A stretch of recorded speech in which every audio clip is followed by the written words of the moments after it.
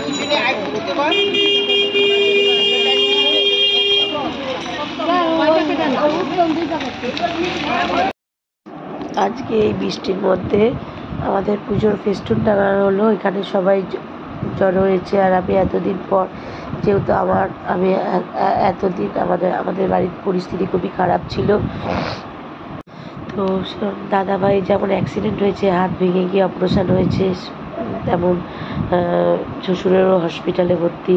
তো এইভাবে মানে কীভাবে কী করবো কিছু জানি না। তো এতদিন আমি বেরোইও নি, কোনো কিছুর মধ্যে আমি ইনভলভ ছিলাম না। তো আজকে যত ফেস্টুন টাঙানো হচ্ছিলো এবং পাড়ায় একটা পিকনিকেরও আয়োজন করেছিল। ফেস্টুন টাঙানোর পর ডিম ভাত খাওয়ানো হয়েছিল।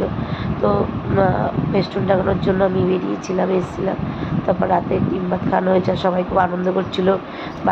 বাজি ফাটাইয়েছে, তারপর বাজি কিনে নিয়েছে, বাজিকে করেছে। আর দেখো কত সুন্দর মাকে দেখতে লাগছে।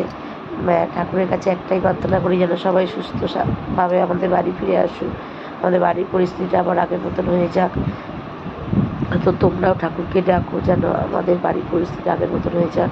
কী সব অগোছালো হয়ে আছে, তো দেখতে থাকো।